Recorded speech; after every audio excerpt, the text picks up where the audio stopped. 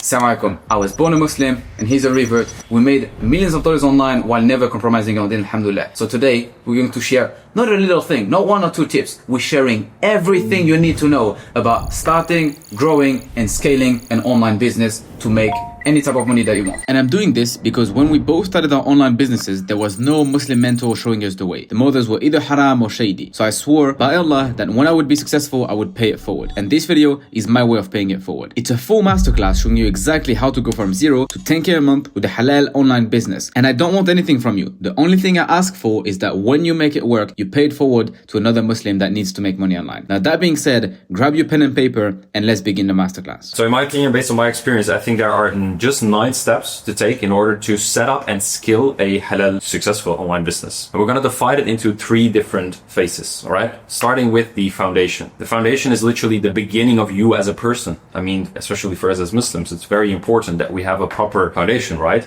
Intention, where are we doing it for? Money is good, but we need to do it for the sake of Allah subhanahu wa ta'ala. All right. The next phase is growth. I mean, once you have a proper foundation with your business and personally, you can dive into the growth phase, meaning searching for clients, acquiring clients, but also once you have clients, how are you going to deliver it, you know? And then the final stage, once you have like a proper foundation and we're able to grow, you want to scale. So we start with the foundation. I'll let you take the lead, inshallah, how to make a solid foundation for your business to make sure everything from there flows properly. Exactly. So foundation starts with you as a person. I mean, before we talk about business, before we talk about all the systems and the things that you can set up, because we will dive into all the specifics, but it starts with you as a person. Because I think we both agree, based on our experience, it's like your business will not grow further than you as an individual. Let's start off with that. It's step 1, all right? Step 1.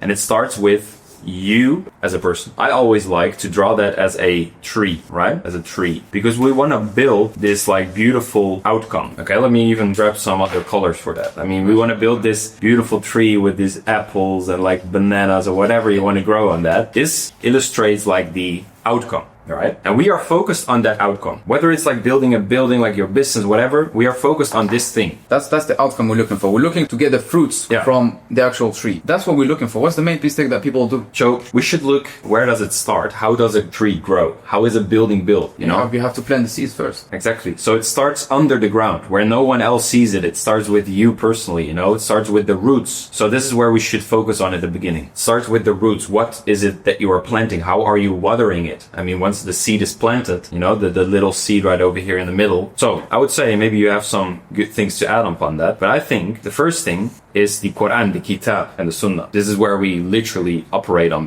we as Muslims. Other thing is our intention, which comes very close to that. How we feed our brain, our physical health. If we take care of our mental health, we should take care of our physical health as well. It's all these kinds of things. What we feed our mind, ourselves, our bodies with is what eventually will grow out of the ground. If you try and water it down, let's say I have a hose, you need a lot of hose to water your tree down. But if you're trying to water it and you put as much water on it, which means you're trying to work, you're trying to put all the hours in, you're doing everything, you're learning and you're doing everything, but your seeds are wrong. You planted the wrong seeds. You have the wrong knowledge. You have the wrong relationship with Allah. You don't take care of your body. You can try and put as much water on it. You can try and work as hard as you want. You're growing the wrong stuff. So it might grow. You might see some progress, but you never end up getting the result that you're looking for because in the beginning, you had the wrong foundations. There's another point I'll cover just in a second, which are also beliefs that I'd include in the foundations. I don't know if you heard about the 4-minute mile. So basically, until a few years ago, people thought it was impossible to run a mile under 4 minutes. And they were trying to run a mile in 4 minutes. They couldn't. One day, one guy pulled it off. He ran a mile in 1 minute, in 4 minutes. Yeah. And from there, so many other people started running 1 mile in 4 minutes and under. Just because they broke that limiting belief. They thought, oh, it's impossible. Yeah. And then one guy broke it, and then a bunch more people started. Like, people didn't become more fit or find a new way of running. It was the same thing. You just had different beliefs, so that drove them to get different outcomes. And not only you should have, you take care of your iman, your health, your knowledge, you get more knowledge, etc., but also the beliefs that you have. You need to open your beliefs to believing that there's more to get, not just, having your job or this and that. And maybe they're gonna think, we're on the other side, we're having online businesses, this and that, and they put it in a separate box. You may actually think this behind the screen, and you may think, this is not for me, I don't think it's, they see the good looking studio, this and that, and they think, oh, now this is a specific scenario, or these guys are in a specific scenario, or you may see other people making money online, you put them in a certain box. The main takeaway from this is you have to take care of your physical health, all your knowledge, everything that you have, but also look at the beliefs that you have. Most of the time, you guys' beliefs prevent yourself from getting certain things. So basically, it all starts here, right? All starts in the mind, and it stays there. What I think is a good way of what you said is like sometimes you also need the people around you who can uplift you and inspire you. We live in a time where distractions are everywhere, and this is our biggest enemy. It's like these roots are ours. This is us, and we can take care of that. But the ground where we plant our seeds in is the environment, and this is very important. If you plant a seed in an environment where it cannot grow, what happens? It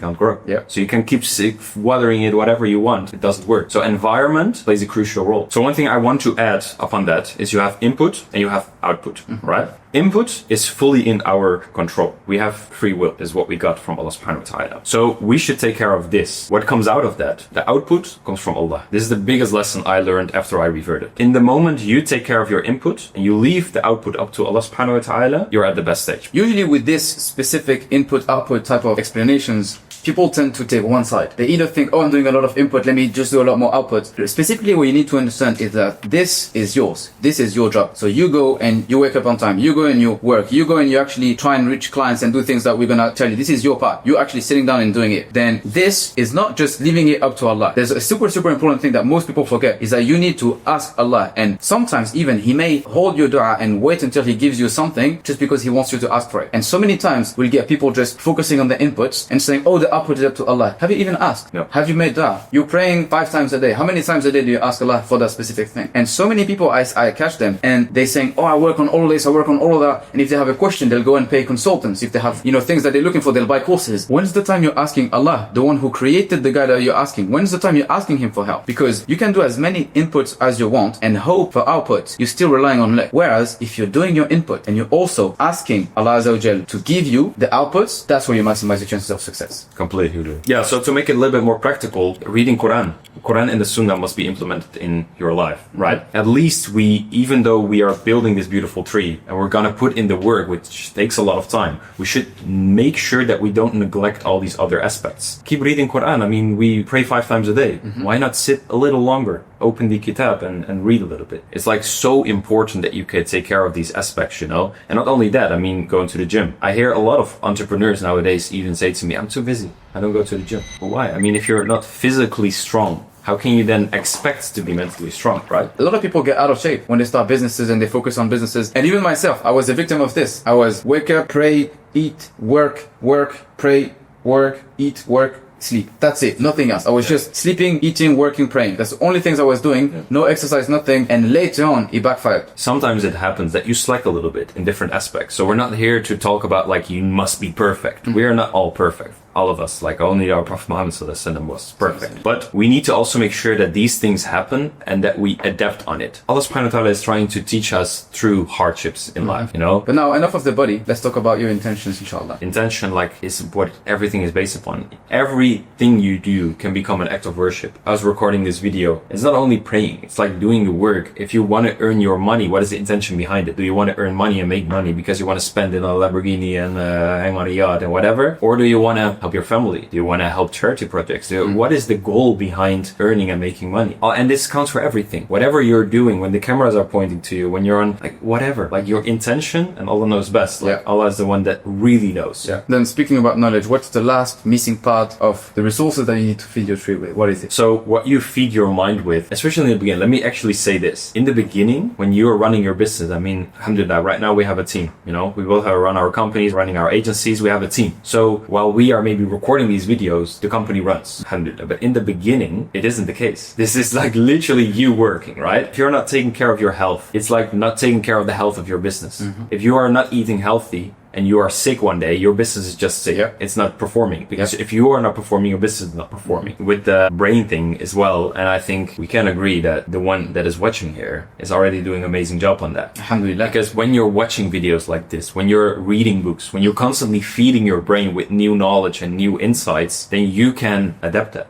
You can start executing upon that. And this is very important. Your brain is a gift from Allah subhanahu wa ta'ala. It's the biggest gift maybe that we even have. It makes us think, it makes us able able to produce these things to all of it. So we should take care of that by feeding it with the right things, not these like crazy TikToks and all of that. It's like taking care of it with knowledge. But we'll move on to the next part where we get more tactical now about what they can specifically do to, inshallah, get closer to making money, inshallah. Okay, alhamdulillah. We know now we need to take care of ourselves, and that's what comes first, so that then, inshallah, we can get the outputs. But we spoke about inputs. You said we need to do certain things. What do we need to do? Let's get into practical things that we need to do if we want to make money. Let's do it. So the next step number 2 of setting up your foundation is your what. So what do you sell? So it can either be two things. Like there are two things you can sell. It's either a service or a product. So if these are the two ways we can make money online, what should we start with? If you're a complete beginner and we want to make our first dollar online, what should we start with? You should start exactly how we started. I mean, we're running an agency currently, alhamdulillah, still. And this is what I started as well, like 7 years ago now. It's like you need to look at these two things. You have service or you have products. And both, everything in business requires investment. But you have different ways to invest. It's either your time or your money. So when setting up a product business, e-commerce, selling something, you need to invest a lot. Not even only in the product, but how are you going to put it on the market? Marketing, ads, all these kinds of it. Especially in e-commerce, right? So you need to have capital. And especially when you're starting out, there's so much to learn, so many mistakes you need to make. Yeah. If you don't have at least 10 to 20,000 USD to your name that you can spend and risk on a business, I genuinely advise you to not go in a product-based business. You're just going to lose your money and waste your time. I would say even more than 10, 20. It's like you need to have like good money if you want to skill it in the right way. 10, 20 grand would give you like 2 shots. And then if you mess up, you just drain it. Now, on the other hand, if you don't have money, but you have time, services are the way to go. This costs a lot of money and this just costs your time. So you learn a skill and you sell it. But before we dive into that, let's look at the foundational rule of business. A business must generate money. I mean, that's the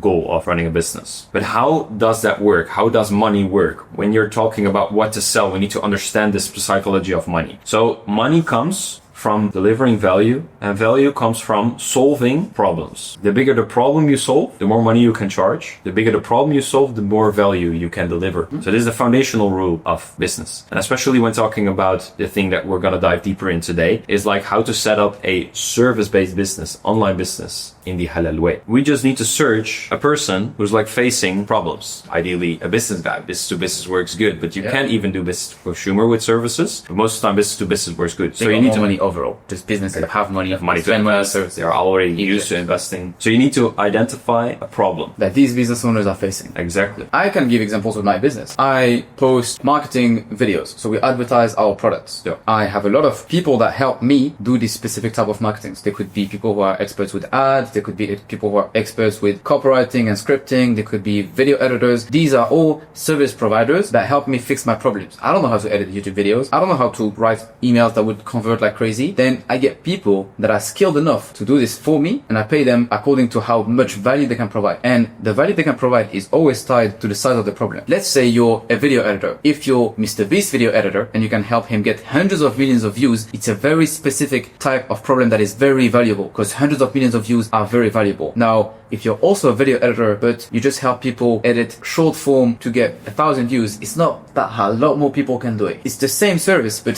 tailored towards a specific problem that's a lot more valuable. And what you want to do to make a lot of money is charging a lot. And the only way you can charge a lot of money is if your problems are very important. The problems that you solve must be very painful or unlock a very specific outcome that is really good for people to pay you a lot of money. So we need to identify and find problems. And then on the other side, there is you. You can help to solve these problems. And especially nowadays, by just having a laptop or even a mobile phone, it is enough to, if you develop a skill that can solve this problem, then on this way out, there's the money. It's you learning a skill. Let's say a problem can be us here. We wanted to record a video.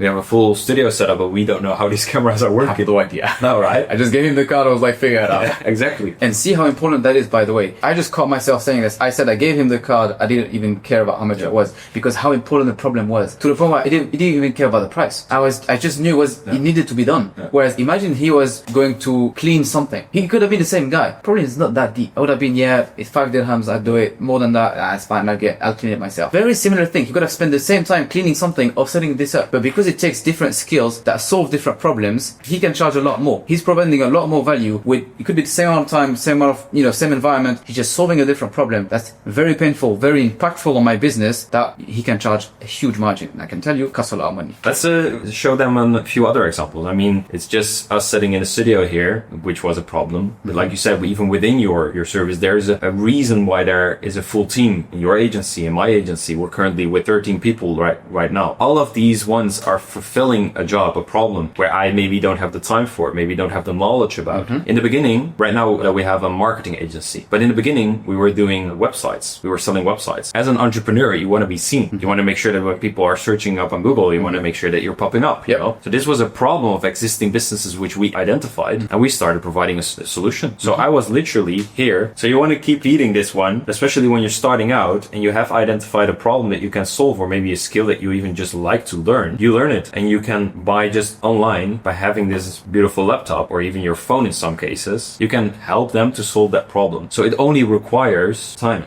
that you put into developing yourself and developing your knowledge about that skill so you can solve problems. There are two ways to do that, I would say. You could re-engineer from here. So you can search a problem in the market and you can think like, hey, how can I solve that problem? Or you can do the other way around. You can say like, hey, I just like being creative. Let me see what I can learn, what high value skill, because it needs to be high value. If you're just solving something very simple, you cannot charge enough for that. So either you start with the problem or you start with what do you like? I mean, in the beginning, I was very creative. I just loved designing and all of that. So I started with like, I love creating websites. Let me search people who actually need websites. Yeah. So there are two ways to, set that up for yourself. And there are hundreds of different services. But I would say this is a very crucial part, because if you're looking at how much money you can charge and how much money you can make, there's you, that's over here, and you have a lot of presets. You have your passions, you have your skills and everything, right? A lot of people, when they want to start a business, they take this, they shrink it and leave it on the side, and then they try and create a new themselves and have a new preset and try and relearn everything. Whereas you could just look at all the stuff that you know already, the skills that you already have, the passions that you already have, the things that you actually enjoy and that you actually can solve. You can just trace back the life that you had and look, okay, last year, what was the biggest problem that I solved? What's the main thing that I achieved? I'm pretty sure I can help someone else achieve the same thing. Or what's something I'm really knowledgeable about? Personally, for me, it was marketing. I knew exactly how to market. I could come and sell anything. I could sell water to a fish. Now, the thing is, alhamdulillah, I was lucky enough to like something that also helps make a lot of money. But just like you said, you had passions for designs. Now, someone could say, okay, I'm passionate about design, and then I'll design on the weekend, and I'll do this on the weekend, and I'll do this on the side when I have time. But for business, I'll try and find something else. And that's, I think, one of the main mistakes that people have. That's how they end up, saying, I make money with I don't really like what I do, etc. So if you want to enjoy your business, you can match your passions with your business. And the way to do this is exactly like Thom mentioned. You want to look at the presets that you already have, the problems that you already know how to solve, the skills that you already have, and then look on the market for people that would need those problems. And an advice that this is golden nugget, you want to look for the richest people in your market that have this specific problem. So I even know a brother who loves doing sports. Who about it goes to the gym looking good, mashallah. And this brother turned that passion and these interests into his job. He's now training high level individuals, helping them with their food, their lifestyle, and setting up proper programs to sport. Especially for entrepreneurs, this is a big problem. We talked about that in the beginning as well. I mean, it's a challenge to stay fit. It's important, and everyone knows that. But especially as an entrepreneur, it's a stress. It's hard. So he's solving a big problem. And even with his passion with sports, he's now charging thousands of dollars. So your friend that you mentioned managed to use his skills and monetize his passion and still make top dollar, Allahumma barik, by charging high net worth individuals. Let's talk a little bit about how you can specifically target the right people so that you can charge enough so they can make enough money to achieve your goals. Let's do on to the next step. Can you touch on the point for the audience, inshallah, so that they can adapt it to themselves? How do you get, in the right environment so that you can match also your passions, but also make a lot of money? Yeah, that's a good point that you're making. That brings us to the step 3 of the foundation. And this will finalize our foundation. It will put our foundation on complete. So that's number 3, which is your who. So we've talked about you, about your business. I mean, what you sell. Now it's like, who do you sell it to? You as a person have something to sell now. Who are you selling it to? This is more crucial than people think. I'm all ears. Who should we sell to? So this is your niche. So if you are saying whatever service you pick, you're saying, I'm selling a website, I'm selling marketing service, selling whatever it is, copywriting, software development, whatever it is, you have a lot of competitors in the space. So we need to think about what sets us apart, what makes us unique. I mean, if we would draw this to make it a little bit more visible, you have a lot of competitors, right? A lot of people who are selling the same thing. I'm gonna make a very interesting point here. This is what we want, that this red person is you in the crowd of all kind of businesses and services and whatever. The way to do that is to pick a service. That's the first thing. And not just a service. High value problems, like solving big problems, means also that we need to look at who are the ones that are able to afford that. So we have the service, we have the niche. And the niche is the start with the problem. We have identified the problem. Just like this brother in the example that we've used with the brother who was doing sports and fitness and all of that, it's not necessarily a high value skill. Not necessarily. Yeah. But you can turn it into a high value skill when you solve this problem for high net worth. When you niche it down, it's always called a niche. When you focus it, when you laser focus your skill on a very specific type of people. He is not just a fitness coach. He's not someone who knows about nutrition. He's a fitness coach for high net worth entrepreneurs. So that's very specific. If I'm a high net worth entrepreneur, I don't want to go to any fitness coach. I want to go to this specific fitness coach that's going to help me as a high net worth entrepreneur. And I can pay. I don't mind. Yeah, exactly. And this will take you from being a general professional into becoming an expert of your field. So niche equals being an expert. That is important. Yeah, so just like this brother in the gym who was like specializing in high level individuals, meaning like entrepreneurs who have a big problem with money, turns this general skill into like professional to be an expert. What we did, like I said, I started in the very, very beginning as like this creative guy designing websites. When it comes down to selling a service, for example, with me selling websites in the beginning, a website in and of itself is not just a website and you can put one price tag on it. The niche, the part that we're talking about right over here, sets the tone in all aspects. Like you have a lot of people selling websites. There are two mistakes that people are making, and there are three ways. And the third one is that we're going to zoom in today. Let's start off with the mistakes that people are making. So if I would sell a service, like for example, web design, how we started. I started off with searching my clients on Fiverr, on these platforms and all these kinds of things. I mean, we as Muslims don't even consider working on Fiverr because it's like on the boycott list heavily. So, but you can work on platforms. Okay, let's call it like that. Platforms. Freelancing platforms. Yeah, you can put your job post on, etc. Yeah. So platforms. But I think we all know, we probably have heard about Fiverr, Upwork, and all these kinds of things, that a website there is maybe maximum worth $50. If you're lucky. If you're lucky. It's such a commodity, so many people doing it. Because there is so many competitors, other people who can do it, people from all over the world who are able to deliver this skill, all right? This is not the right thing to do. The next thing is you can say, hey, I'm selling websites and I'm just helping everyone, okay? So everyone. But this is still you being in a crowd full of people who can also make a website. I mean, probably the potential client that you're trying to reach out to has a nephew or a brother or an uncle that AI can do it. AI or whatever, you know? So it maybe is setting you a little bit apart from these huge platforms, but still, I mean, maximum, and this is what I did in the beginning. I mean, I stopped with this platform as soon as possible. Didn't work for me, but I was selling websites for $500. The first website that I sold was for $500. It's 10x your potential. It's a good step, but it's still not the way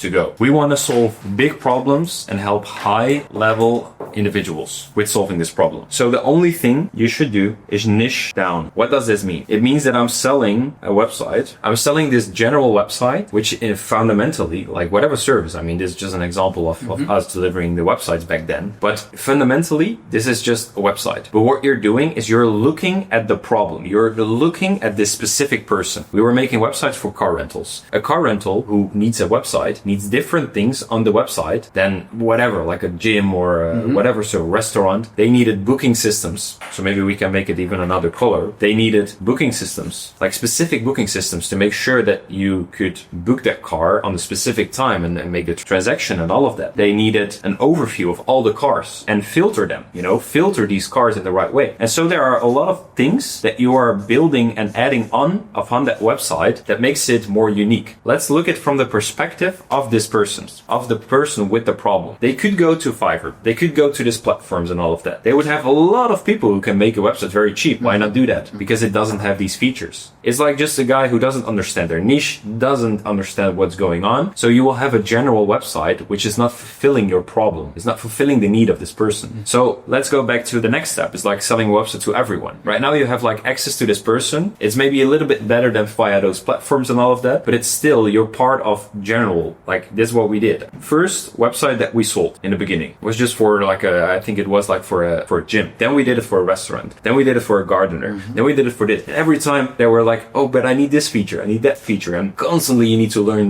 This person with that big problem also understands that if you are not specialized in that, even though you're selling to everyone, you're not the one. You're not the expert. You're a professional who understands a little bit about websites, but you're not the expert. So this is the way to go. And actually, I'll add a point on this. A lot of people, when they want to niche down, they're a bit afraid. They think they should, reach out to the mass market because, not everyone will want to buy their thing. So they should reach out to as many people as possible to then, end up, at least landing one client. They think the more people they reach out to, the more chances they have to close a deal. And this is actually wrong. And I have a very simple drawing for you to understand why niching down is actually the way to get more clients than if you sell to the mass market. So it's going to be very simple. It's a funnel that goes very, very narrow. It goes very broad to then very narrow. It starts with everyone. So here, you're selling to everybody. If you have a pulse and a credit card, you can be my client. You're meaning and shooting in the desert hoping to land onto something, right? So this is very bad. Now you have the next level. Let's say you're doing, okay, I'll do websites for service-based businesses, right? He did the same thing. He tried, for example, when he was doing,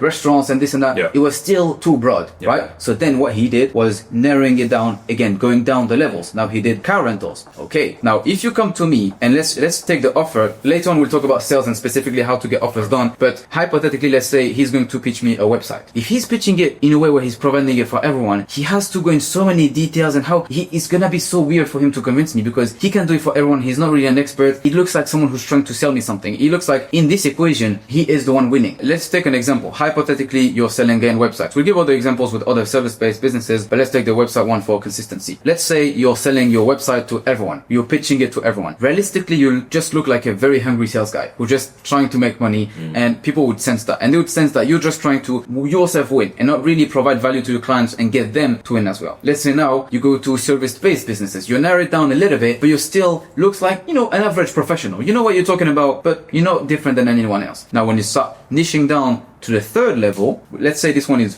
broad market. So it's broad and it's level 1. Let's say now you're doing, you're selling websites to service-based businesses. You're niching down. You now have a niche. I provide this for service-based businesses. You're just one level into niching down. Now, the more you niche down, the more into sub-niches you'd get. So part of service-based businesses are restaurants, are car rental companies, cleaning companies, and you're going to pick the one that fits you the most, depending on the skill set that you have, the things that you can help people with, and then you'll have your sub-niche. When you start getting into sub-niches is where you start to look like an expert. So you can dive deeper. Sub. Yeah. And now the issue you can have, just like you mentioned, is if you start going too crazy and you start going, for example, to luxury rentals, it might still work. You might still make money, etc. Now, if you start going to level 25 and then you're doing luxury car rentals that are in my neighborhood, that speak this language, that do this, that do that, you're going to end up tapping out your market and not actually having enough people to reach out to close deals. So the advice I give you for people to have it and have a tactical way of, finding your right niche, stay between level 3 and level 4. So imagine any type of service that you want to sell, go to the broadest possible. I can sell to everyone. No, that's too much. That's level 1. Okay, let's see who I can provide this to. It could be the same, like fitness. Okay, I could sell fitness to everyone. Not really. Okay, I can niche down one step. Okay, only work with men. That's fine. Now, still, it's a bit too vague. I'll only work with men who are over 30. I'll only work with men who are Muslim. Okay, now you've got the sweet spot. And later on, I advise you to go one last step. If you really want to make sure you close a deal very quickly, you can go one level down. Again, it could be I only work with Muslim over 30 that are entrepreneurs. And if you go deeper down, it'll be harder for you to find clients. And usually in business, how things work, you niche down when you start like this in the beginning, and you niche up when you want to scale your business once you've had clients already. If you look, for example, at Amazon, they started by just selling books. So they went super down the rabbit hole. And then later on, they started selling more things. Then they started selling other people's things. Now they're doing everything. You can literally have software. Everything is on Amazon because they started by niching down and then went up. So really, I'm telling you, if you're a beginner, you need to find your level 3 to level 4 specific niche with a specific service that you're going to provide. And later on, when you scale and you tap out your market, you can then niche back up and provide your services to more people. So it's actually just looking at the sweet spot, and that's somewhere like in between. And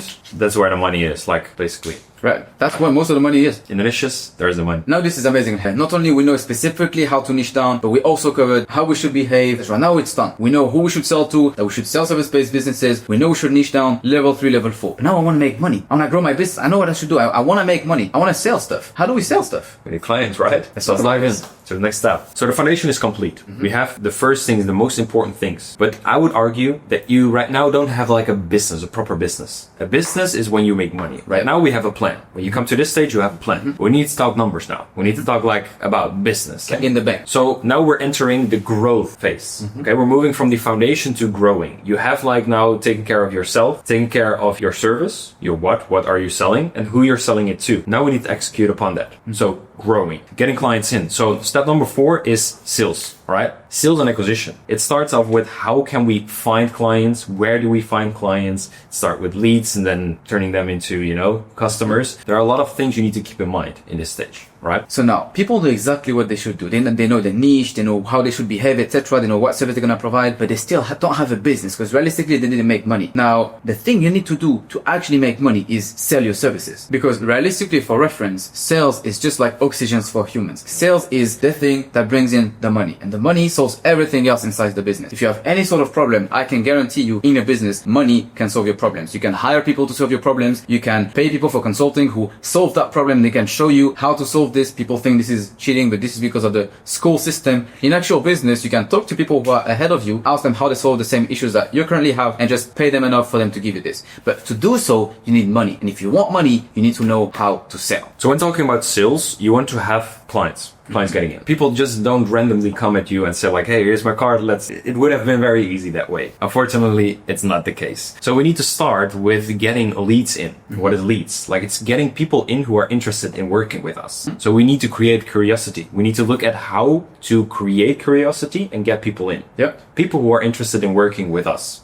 So there are a few ways, especially when you're starting out. I would say there are only 4 ways of grabbing this attention. So you are the one selling your websites, selling your services, your copywriting services, your development, or whatever it is. You're selling your services. Now, just by having this crazy idea, like I said, people are not just coming at you. So you need to search for them, actively search. The first thing you can do is outreach. It's just emails, cold calling, reaching out to strangers. By the way, a super important point I touched on cold outreach is reaching out to strangers. This is what it's called, cold outreach. Now, a very big mistake a lot of people do when they hear cold outreach, sometimes they just feel like the conversation should be cold. It should be some sort of distance. And that's the main mistake I see people doing. Whereas basically, cold outreach just means you're talking to a stranger instead of talking to your friend. A friend would be warm outreach because he knows you already. Cold outreach is the dynamic is cold. Now, you want to have a balance in the discussions that you have with people. So if it's cold outreach and you're reaching out to a stranger, you want to reach out in a warm way. You want to reach out in a way that makes him understand that, okay, this guy knows what he's talking about. Because you're a stranger at first. Like, why would he even buy from you? If the conversation is cold already, it's hard. So very specific, because I see so many people doing this mistake of thinking cold, oh, we should be cold. We should, talk in a very professional, salesy way because that's how it... No. To sell to people, just like we're talking to you right now, just like we're face to face right now, be like this with your clients. You want to do cold outreach in a very warm way. Hey mate, how are you doing? Amazing, we saw your thing. We just fulfilled this for this client. Go straight into it. Talk about the specific things that they're looking for, how they would benefit, and you would go from cold discussions to just talking to strangers in a way that makes them feel like you know them. And that's how you actually get clients to cold outreach. Yeah, exactly. And that's a very important point. In general, when speaking about sales, it's basically building connections. Because the better, the stronger the bond is between you and the potential client, the more likely they are like investing in you. Because if they are having a big problem, I mean, imagine you having a big problem and you need to outsource it to someone. You're literally giving the problem to them. You're literally putting the trust in them, right? So trust is a very important factor. So when you're reaching out, whether it's cold outreaching or the other 3 things that we're going to mention right over here, you need to build connection. This is the main goal of sales. So cold outreaching can be sending out emails. It can be literally grabbing your phone and calling these potential clients that you're interested in working with, sending DMs on Instagram, whatever it is. It's just outreaching straight directly to people who don't know you in your niche, of course. The other thing, and it goes kind of hand in hand with that, but it's warm outreach. And warm outreach is just literally outreaching to people who you already know. And this is also an interesting point that I want to touch a little bit deeper upon. It's like your network is your net worth. You've probably heard this. We have all heard this. It's like, so the 5 people you hang around, like mostly, this is like all these self-development books are talking about it. You're the average of these 5 people, right? But our Prophet Muhammad said, you are upon the religion of your close friend. So look at who you befriend. So this is very important. But a lot of people, maybe also a lot of brothers that are watching, or even sisters, might be like, my network is not big. How can I start reaching out? How can I? So it's like, you as an individual, maybe you know like 2 people, right? Maybe you know like 2 people. A very small network. Yeah, like a very small network. You know, only 2 people. But I'm talking here, you probably know more people, but maybe only 2 people who are like entrepreneurs, who are like solid and maybe like interested or whatever. But the beautiful thing is, if you know 2 persons, like let's say you know 2 advanced entrepreneurs in your network, maybe these guys know like 4 other guys, or maybe even more, you know? And this is a very important part of when speaking about warm outreach. You must understand that even though you know 2 people, there's like a network of hundreds of people behind that, right? So the deeper you go into that, that's why networking is so important and so powerful. It's also here, like we're like right now in Dubai, it goes so crazy. From one connection comes the other, and you go for dinner on dinner with a guy, and he knows another guy, and it's very crazy. And this starts very simple. I remember even me going to school, and I wanted to start my business. I just knew a few guys that were running businesses as well, and I was just outreaching to them, and that's how I started to get my first clients in the beginning. Even I think even Facebook has a research on this, and they said that now with all the technology and everything that we have, we are 5 connections away from anyone on earth. So if you see how you went 1 level, and then imagine this person knows 5% again, etc. If you do this 5 times, you can pretty much connect to anyone on the planet. So Halal. So let's say you go to your friend and you ask him, hey, I have this amazing service that helps X, Y, and Z people solve X, Y, and Z problem. Do you know anyone that could benefit from my services? Let's say he doesn't know anyone. He can ask around if those people will know people. And just again, you can keep the loop going. And I guarantee you, at this level, you're reaching hundreds of people, and they can always circle back to the social proof that you have. So let's say now, let's take an actual example. Let's say you sell marketing services, because we both have marketing agencies. We help people do marketing in different ways. Now, let's say we're looking for our first ever client. You can go, Thom, and reach out to a few of your friends that, you know, they don't have specifically to them have businesses and companies and need your service, but you can reach out to them and say, hey, let's say this guy is called Mahmoud. Hey, Mahmoud, I hope you're doing amazing. I have this new amazing marketing service that I'm launching. I'm going to help software companies advertise through organic, right? I'm going to help people work with a certain type of people, and I'm amazing at what I do. I'm really looking for someone to start working with. Do you know anyone? Now you're asking this person, he's going to himself go and reach out to his network. Now look at everyone that you can reach out to just from one outreach. From one message, you're reaching 4 people. Now imagine you can also, give him a referral fee for doing warm outreach on your behalf, give him a commission, give him whatever type of incentive for him to ask the other guys, to ask other people as well. And you carry on this loop, and I guarantee you 2 or 3 levels down there, you're going to be reaching out to hundreds of people with social proof, because they know them already. If Thom goes to Mahmoud, Mahmoud knows Thom, knows he's legit. Now Mahmoud goes to his friends, his friend know Mahmoud is legit. So if Mahmoud is reaching out to them, offering them something, they would know that it makes sense, right? And you carry on this way, and just with warm outreach and a few texts, you can be in hundreds of inboxes pitching your services. So now for both these models, cold and warm outreach, you're reaching out to people yourself. You're sending them messages, sending them emails, etc. So it's still manual work, or you can get employees to do this, etc. But if you're the more scalable way that you can also get when you're offline, there are 2 other methods where you can advertise and sell your services and get clients as well. So the next step is a little bit more also leverage already. I mean, this is like really you working hard, you're grinding, sending out these messages and all of that.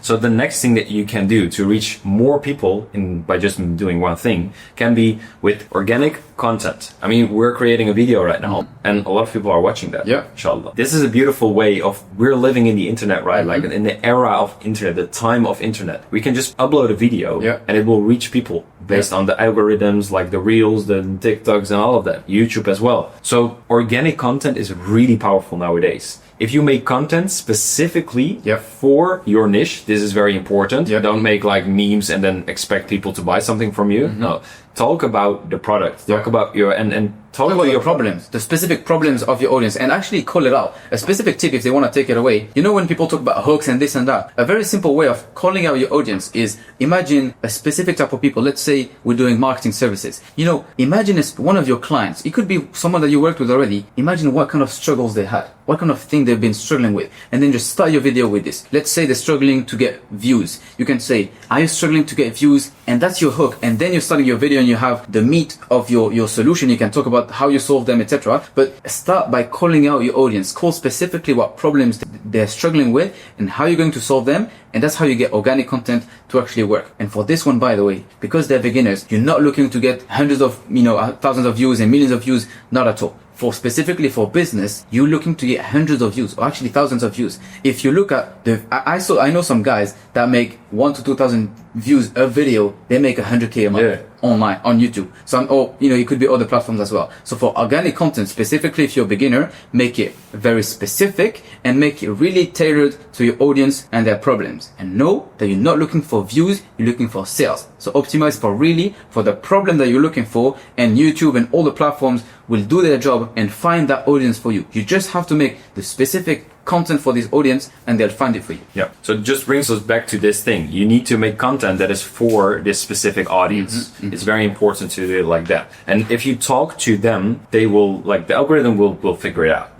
Don't worry, the algorithms are fine. That's their job. Literally, they have hundreds and thousands of engineers that their only job is when a video is uploaded for these people, make sure it reaches these people. Yeah. That's it. And really take it away. Please don't look at views. You're not optimizing for views, because I know people, because we do influencer marketing, so we know all the back end of, thousands of influencers. We see so many of them make millions of views and no money. And we see so many people getting 3,000 views on a reel, 5,000 views. You think this guy, is not on the game. These guys are printing money because what they do is they talk about specific problems. And a very good example, instead of making your videos about everyone here, just like, Mr. Beast and the big names, you want to make your videos very, very specific to a very specific type of audience. It doesn't need to look fancy. It doesn't need to be any type of, let me make sure it looks good. You're not optimizing for views. You want to make money, look for the right eyeballs and the right problems that you can solve for your audience. Yeah, organic. You can just publish something and then reach millions. Access on the internet, like we said, is in our pocket. We have access to the whole world. Yeah.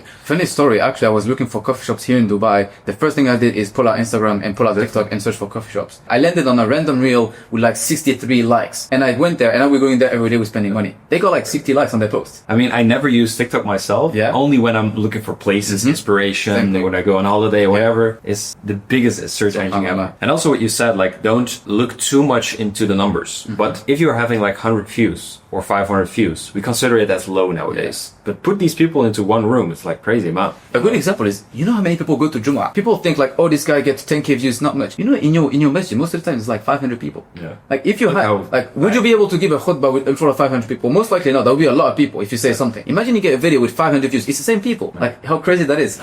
Exactly. So now we have covered 3 things. So the 4th thing is ads. You can just pay for traffic. You can pay for your views. You can pay for it. It is important that you have the right message. Again, you need to talk to the right people. And also behind all of the ads, whether it's on Meta, whether it's on TikTok, whether it's on YouTube that you're advertising on, it has an algorithm. So when you start advertising, it will start broad and it will niche down based on what people react and whatever. But I would say this is a little bit more cost intensive. We started with a service to not invest heavily in all of that. So I would say always start first with cold outreaching, warm outreaching, and maybe even a little bit of organic content to see what works. And when something works, and maybe even you have landed your first clients, you can leverage it by doubling down on ads. We did that at some point as well. We saw that our offer was working.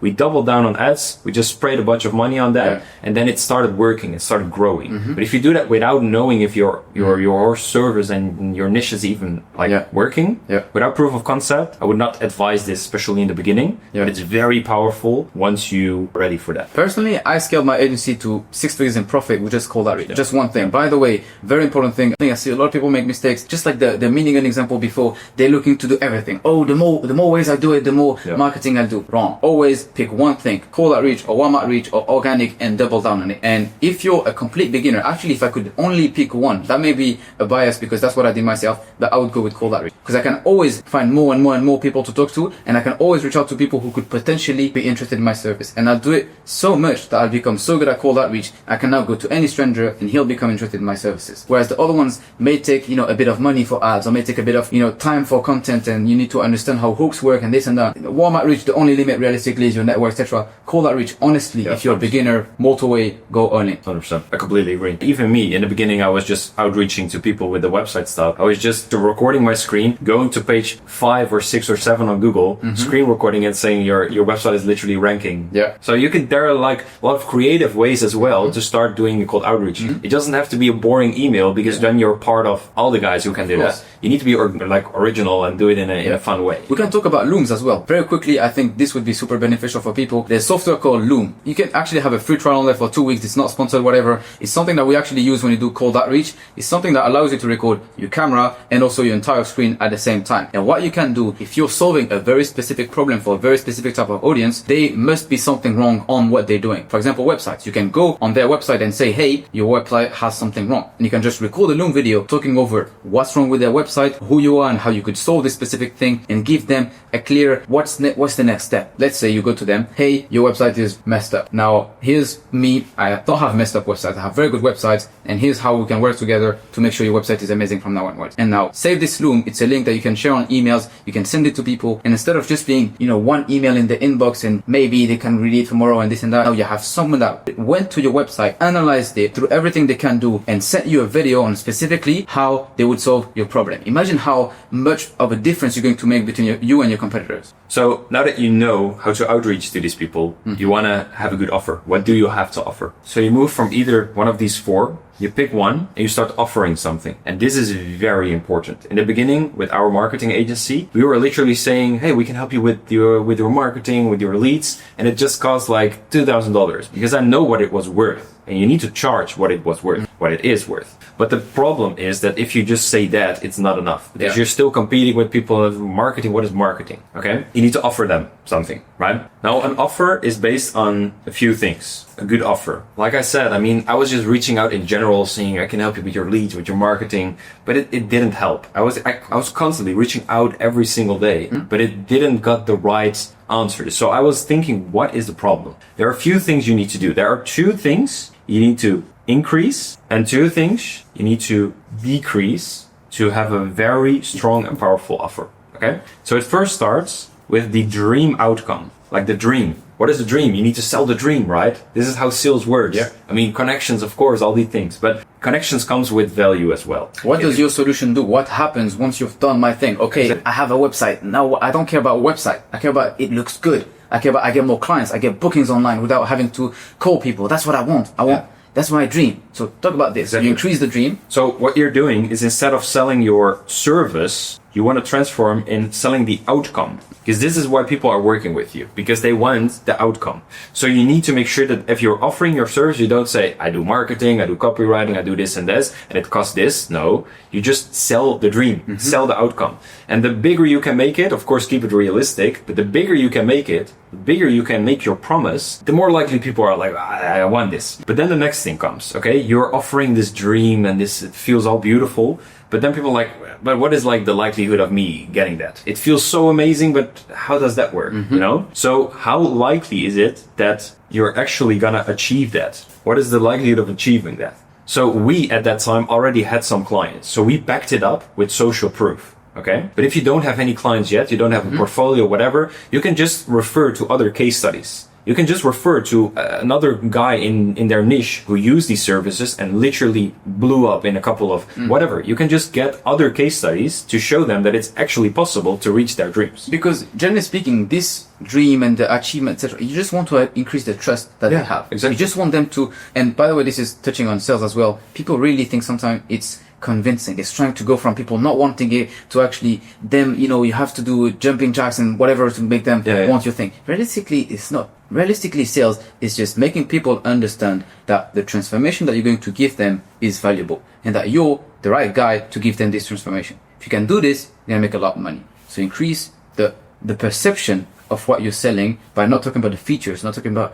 oh, we're gonna code the website here and this and that, or I'm gonna come to your house and let's say you have a cleaning service, I'll wash with this product. No, what you're saying is when I get to your house and I leave, your house gonna be bang, it's gonna be clean, smells good. When you have guests, they'll ask you, oh, was this brand new? That's what you want. See how now it sounds dreamy? And now to increase the trust that you have with me, I'll say, oh, by the way, Thomas across the street just got his house cleaned by whatever other company. It doesn't even have to be my company. And all his neighbors asked who cleaned the house because it was amazing. Now, same thing. I'm increasing the likelihood of them buying from me because they know I can actually get the things done, or they know the thing that I can get them done will really be beneficial for them. So now we're increasing the dream, we're increasing the likelihood of, we're showing them that this is going to work, but what should we decrease? You mentioned 2 things that we need to decrease. Talk about this. So basically, when you're selling all these positive outcomes and the likelihood of achievement, you want to make sure that you tackle, and this is part of sales, you tackle all of the questions that might pop up. The objections. Yeah, the objections and all these kinds of things. And the 2 most important one, and let's start off with 1, is the time. So how long is it gonna take? Yeah. Okay? People want it now. Yeah. Okay? People want it yesterday, bro. Like last week, okay? So time is important. You want to decrease the time. Yeah. And whatever, even though it takes, like, for example, let's go back to the website, us making a website. It takes long to make a website, especially back in the days. Now we have AI, we have like all these kinds of things. But back in the days, for me, it took long. So what did I do? I promised the time after they started working with me that I would deliver the whole UX, UI design, the designing and the concepts and all of that within a week. Within a week, that's it. And then they have like a tangible result, like even like very fast. Yeah. So, and you can work in steps, you can make sure that they want the result as soon as possible and they want to see growth, like progress. So you want to decrease the time. Another one is their effort. So how much energy do they need to put in? Yeah. Like, I want to reach my dreams, but if you want me to work the whole day, that doesn't work, So, and effort comes to energy, but it also comes down to money. How much does it cost? Okay. How much does it cost? And if you can, I'm not saying like be cheap, but I'm saying like take the risk away. We did that at some point with our marketing agency, for example, with introducing like performance modules, even like to make sure that the risk lowers. But there are a lot of creative ways to do that. But you don't want to like lower the price, basically. I mean, we have like had implemented a lot of different modules that you can do, but we'll talk about pricing in a second. These are the things, like the 2 things you want to increase and the 2 things you want to decrease in order to have like a very strong offer. So fundamentally here, what you want to do with all of these things that you increase and decrease is creating what we call an irresistible offer, an offer that's really good, that people, when they hear it, it just makes sense.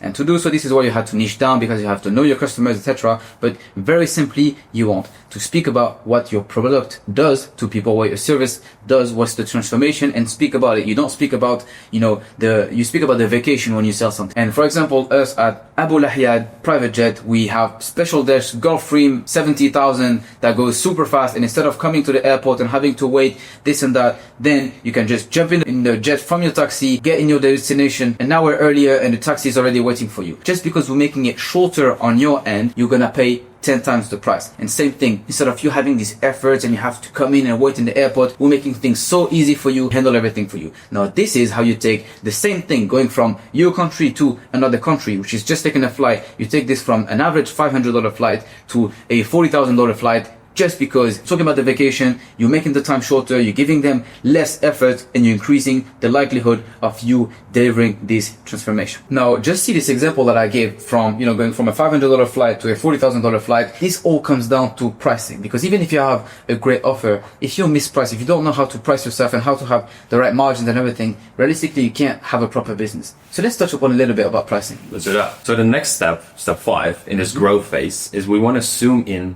to pricing. Anything that touches money, numbers, how much you make from your clients. So let's start off with the ways of pricing your services. There are a lot of like pricing modules that you can use, but it mainly comes down to 3 of them. First of all, you can do one-timer, just one time. You say, I help you with building your website, for example. It costs this and you have a website. People don't buy a new website every single month. It depends on your services as well. But another very powerful way is recurring modules. It's a module that people pay on a monthly basis or an annual basis, could be as well. Like most most common thing is monthly basis, right? And this is also what we do with our marketing services right now with our agency. It's just every single month we're doing the work, we're repeating the results, we're putting it in, and we're charging a monthly fee for that. So this is a recurring module.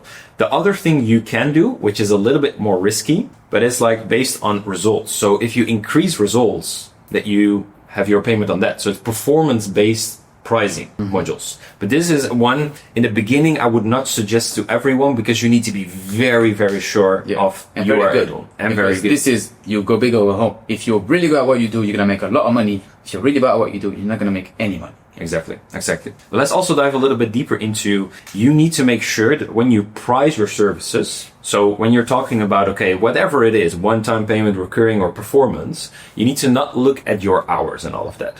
You need to look at what it's worth. Yeah. Right? So don't look at your hours that you're putting in. Look at the outcome. Again, don't sell your services, but sell the outcome. The transformation. How much this transformation is worth. And this is actually, let's take, you remember your friend that you spoke about that does fitness transformations. Yes, sir. What he does is he doesn't say, oh, I'll go with you to the gym for 1 hour and this, and then the entrepreneur calculates the hour. He says, you make, how much money do you make? You make $10 million a year. Amazing. Now, how much more money do you think you'd make if you were in shape? If when you get in the room, when you get in meetings, when you meet people, your hunching is, you look like the guy. Oh, I make a lot more money. I probably make double the money I make 20 million. This problem of not being in shape just went from a little hourly rate from a fitness coach to a $10 million problem. Now, of course, he's not going to charge $10 million, but imagine how much room he has to increase his prices to make this transformation. And this is simply because we went from charging for the features, the hours in the gym, which gym it is, to this transformation. And now he doesn't even care about the features anymore. You can give him a magical way of solving this problem and he would still be happy because he cares about the transformation.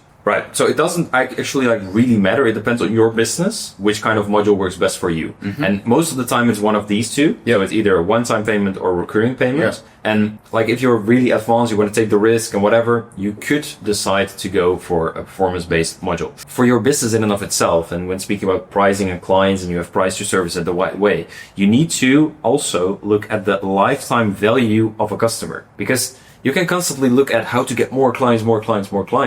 You also want to make sure that the lifetime value of a customer, it literally means when a client comes in, how much are they going to spend overall, over time, in the lifetime of that. All right. So we need to look at the LTV, lifetime value of customer. So in my opinion, there are 4. So the first one is you can, like we said, just sell more of the same thing to the same person. So instead of getting more clients, you're just selling more things to the same person. So let's say, for example, you are a video editor and you help one guy with one video. You can say, hey, I can also do more, so you can sell more video to one guy. So this is the first thing. It's you just sell more of the same thing. Another thing you can do, which is number 2, is you can add extra services. So you can say, for example, you say, this is what we did with websites. We were selling one website, but then we said, we can also help you with your hosting. Yeah. Or we can also help you with SEO. Yeah. So you add something new. So fundamentally, you're building websites. Yeah. So you're adding something new. This can be tricky and risky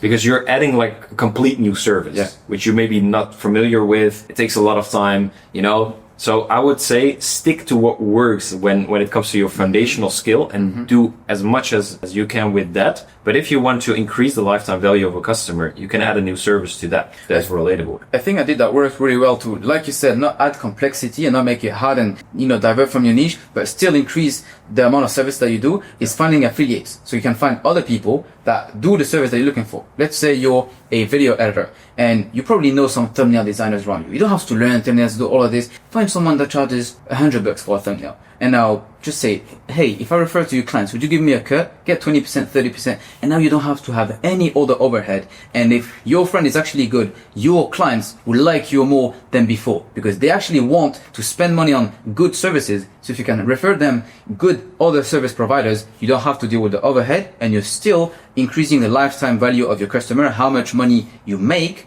from your customers without adding any overhead. Exactly. Another way to increase the lifetime value is literally increasing the experience. So you're just making the quality of your service and your product and the overall customer journey, which we will also talk about in the next step, is like increasing the quality of your product. Yeah. If you deliver it, it's in the best way. Yeah. I mean, if you're flying with a private jet, for example, compared to just an economy simple flight, is they are increasing the experience. You get picked up, you have like this pretty meals and all of that. Like it's like the experience that people are paying for. Yeah. And a better example, because private jets may be quicker, this and that. First class tickets, it's the same plane. Yeah. It's the same, like it's gonna be the same time. You have economy and first class in the same plane, but one of them has caviar and this and that. So instead of paying $500, you're paying 10 grand for the same plane, just because the experience is better. And this just means become better at what you do, and you can increase your prices. Yeah. Now looking at the details, the presentation and how you do it, the customer journey, all of that. But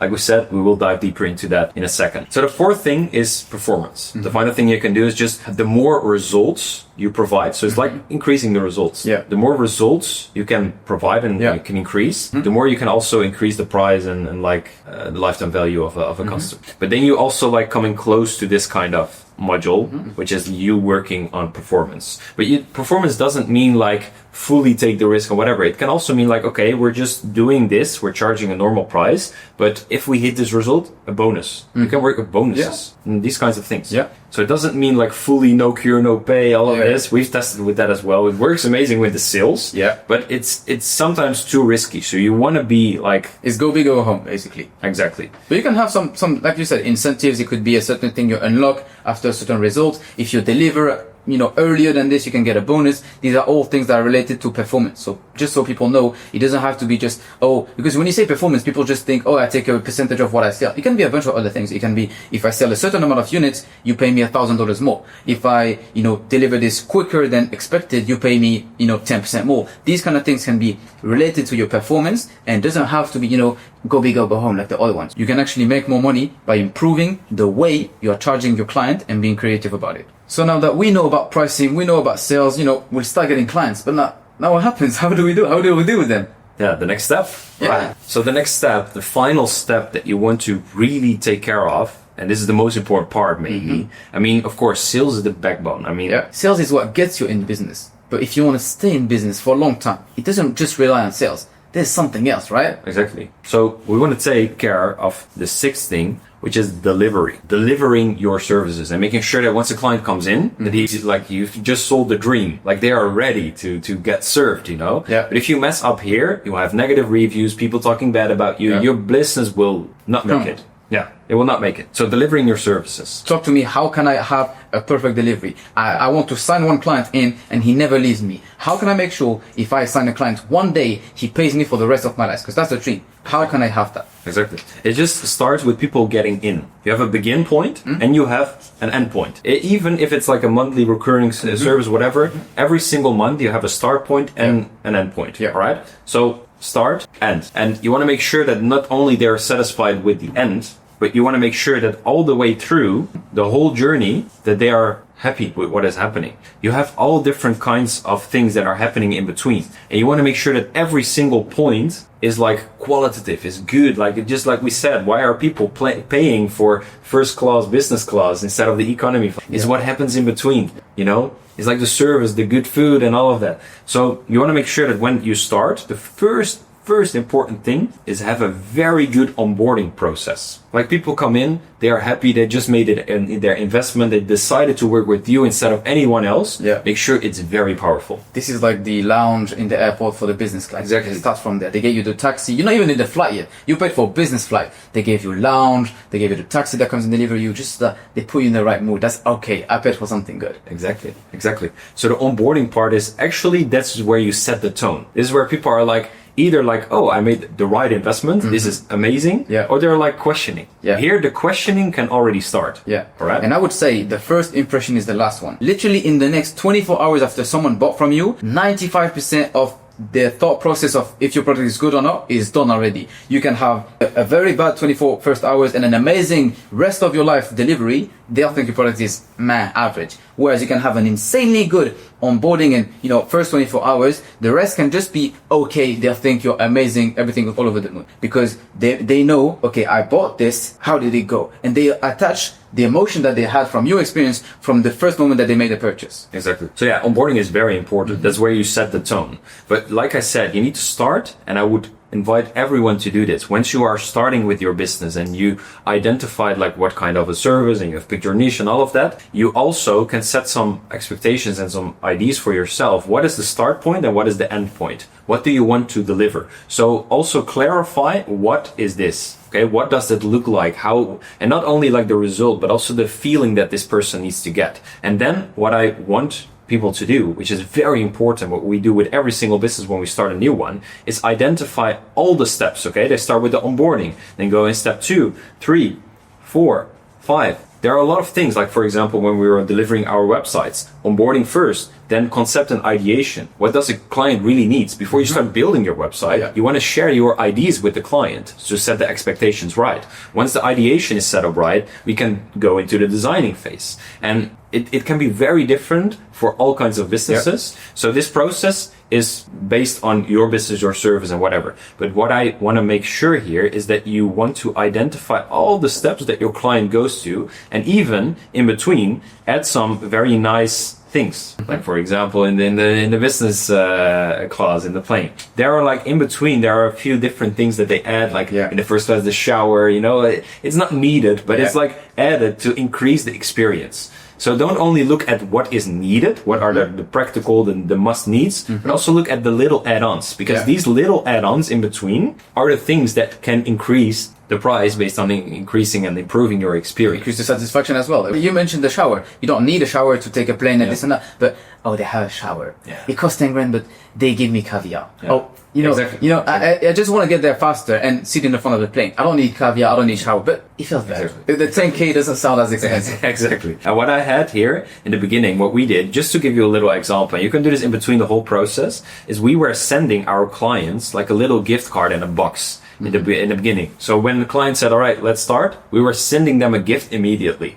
So a gift with a little card and a fruit box and all of that. So it's like just making the onboarding part and the satisfaction in the beginning just very good, you know? So these are very important parts. Now, let's say, especially when you're starting out, you might be struggling a little bit with what kind of steps are in there. And this is also something that you need to like improve step by step in time. You won't figure out day one. No, not day one. Like you need to have some case studies and some testing with the client. This is trial and error. You'll try many times, it'll fail. You'll try a different onboarding with a different client. Maybe this time he liked it a bit different. I try a new one. He hated me. Okay, let me go back to the previous one. And you trick it until you get, this client loved the experience. And now you have a good onboarding. Now step 2, I try this step. I try this step. Now it's good. Step 3, this step, until all the way you have the perfect system, and that's how you actually end up having a great delivery. Exactly. And this is an ongoing process. This doesn't need to be perfect at the beginning. The biggest companies are constantly improving this to stay on top of the game. So, and also here in the beginning, I want to say, let's say, for example, you have closed your first client or maybe even 2 clients. 2 clients coming in and they are coming in this journey.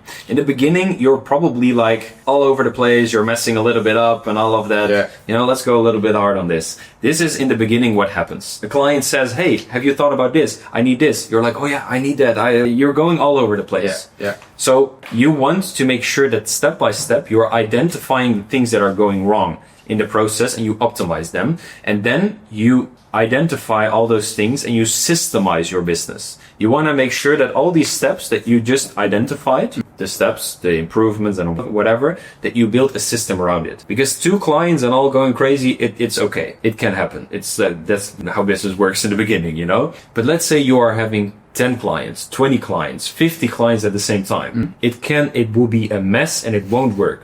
So you need a very clear process. Like this customer journey is what we call it in business, is the journey that a client starts and ends with every single client, not just one.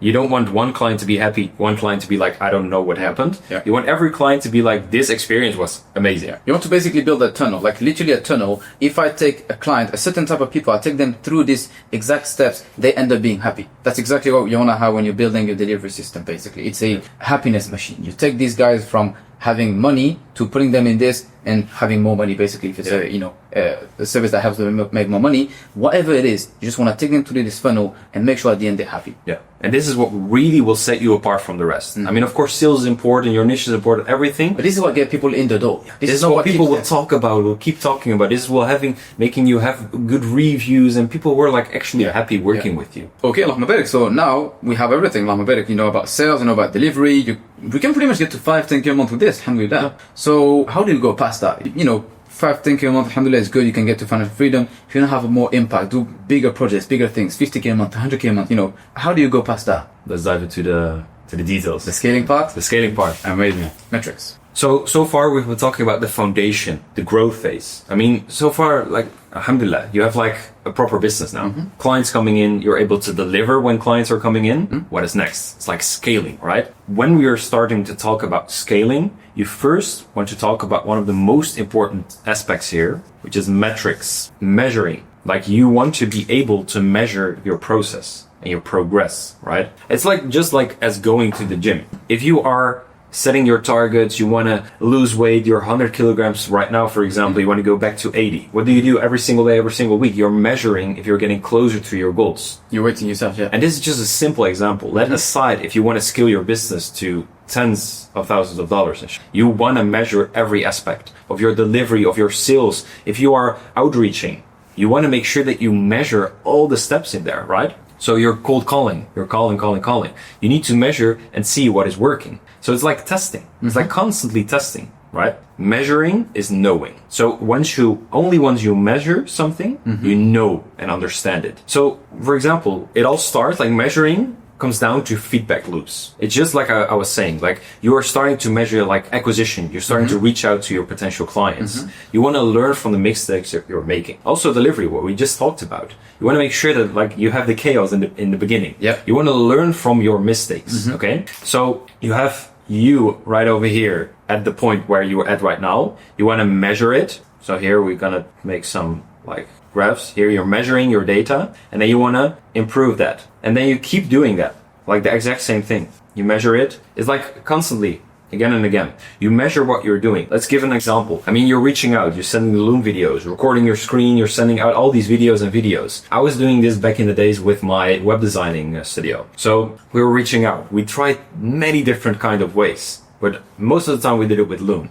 Sharing my screen, going to page 50 on Google and saying like your website is literally not ranking, it's not working, it doesn't look good and all of this. We tried different hooks, different ways of like putting this video out there. And based on measuring, you can actually see if it's working or not. So it's like feedback loops. You try and error. Like this is like literally repetition is where you learn from. But what is very important as well, especially like what I said, you go to the gym, you want to lose weight, you set certain targets, KPIs, key performance indicators. That help you stay on track to know if you're reaching those goals or not. You need the actual numbers. Yeah. KPIs, key performance indicators. Like what are the things that you are focusing on? And you have big goals, we have all big goals, a big tree that we talked about in the beginning. But it's not about that big goal that you're aiming for every single day. It's the little steps that you need to do on a daily basis that gets you closer to these goals. Yeah. So these feedback loops turn into KPIs. You learn from your mistakes. And it's actually realistic to set certain goals. Okay, right now we are here. Like feedback loops, you're doing your outreach, your sales, or maybe your delivery.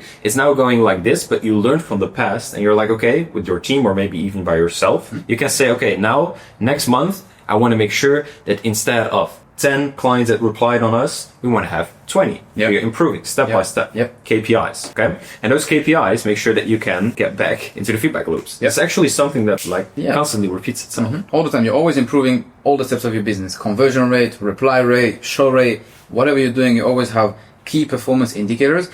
This is why we have this part as like 7th step, by the way, because this is after you've done everything and you've had experience so that you even know what to measure, what makes sense. And then, okay, we know that most people, if they show up, then they end up buying. Okay, how do we get more people to show up? And then you do the little actions every day to improve the KPIs that you have. And that's how you actually end up growing your business. Exactly. So basically this just repeats itself. It's like you learn from your mistakes and you start setting goals. Instead of having the big goal, you have your big goal, like the big trophy right over here Yeah. you're aiming for. Yeah. It's the big goal, but you need to make sure that you break it down into steps, like actionable steps Yeah.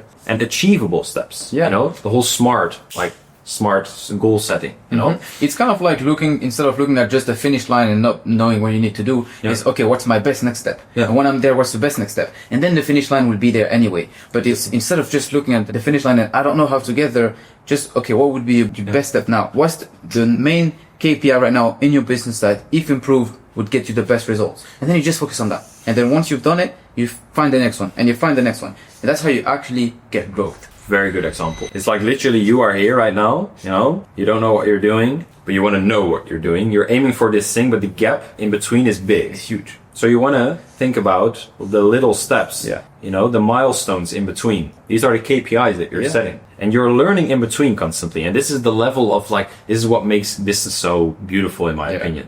It's like you are constantly needing to look in the mirror. What am I doing wrong? There's always a little thing. And also, this is an important point, by the way. If someone is starting out, he may not have experience with KPIs and think, you know, let's say you have a conversion rate, you go from 10% to 50% or like some crazy numbers. Realistically, when you look for KPIs, you go from like 37.3% to like 39.5%. But then you also improve the showing rate. And then you also improve this one. And it's like death by 1,000 cuts. It's like you improve each one and overall it doubles the business. And then next quarter or 6 months after, you look again. And now you want to add 1% here, 1% there, and then just do more of this. And that's how you end up having a better business overall. It's not a crazy shift or you start rebuilding everything. Realistically, so far you've been figuring everything out. When you had your delivery, your onboarding, you were trying things and it was messing up, and then you're getting closer to what you're getting. And then actually, slowly start looking the same to a point where now you're gonna end up having a straight line from the beginning till the end. But this will take so long. So it's constant feedback loops. And actually most people like this, you get there when you make millions and millions of dollars. Realistically, you can make, you know,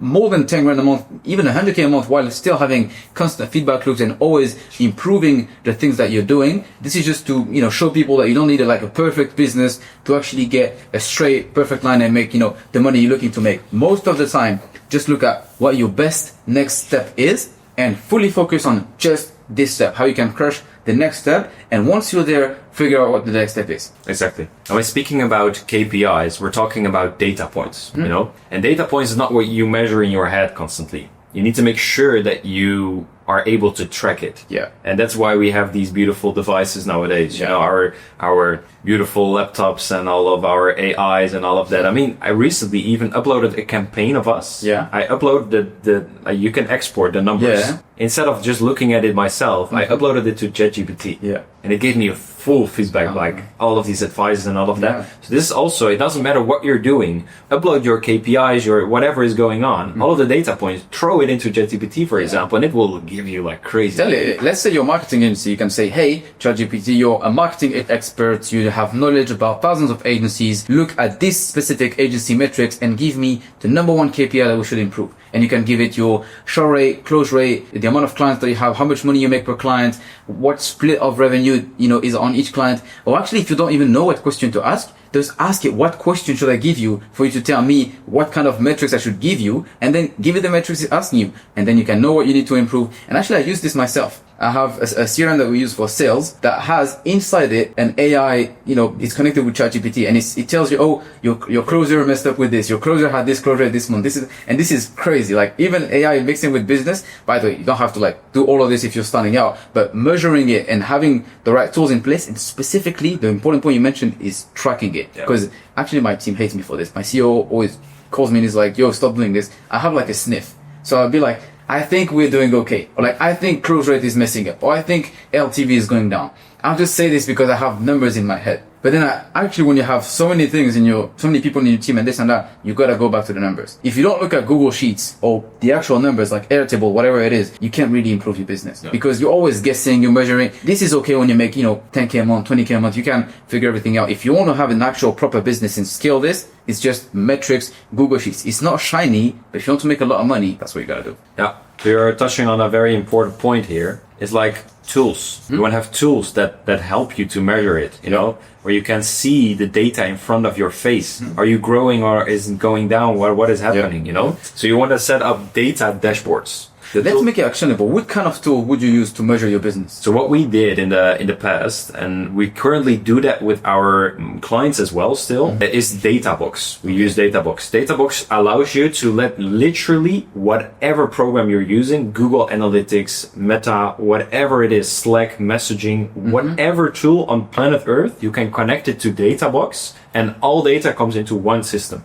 So you can set up your own custom dashboards where you plug in these things. So for example, we are running campaigns on Meta, like for our clients. Yeah. You can literally run in the data right over there. And not just that, you can click on that data point and you say, my goal is that it's now at 20 leads, but we want it at 50 leads. So it has AI inside. Yeah. This is not sponsored, by the way, just in case it's they go giving crazy. advice. You have more tools like this. I mean, but it's giving advice. Yeah. It's giving, it also shows you if you are on track or not. It shows you every single week. It's giving you an update in your mailbox. And it shows like you're on track or you're not on track. So there are a lot of tools you can do, and you need to make sure that you measure it and put it into a system so you can literally open it up. Our brain is like limited. We cannot calculate all these numbers and all of that. We need to put it into these things. A huge thing I do, I have some Google Sheets that are like just random stuff I put in, but just okay, now I don't have to think about this, I just put it here. Yeah. And I have it month over month. Yeah. So it's January, February, March, and then I have like all the different, KPIs that I have, how many people came in, how many people we closed, how much we made out of these, all these different metrics, and I track it month over month and add the details. Even though right now,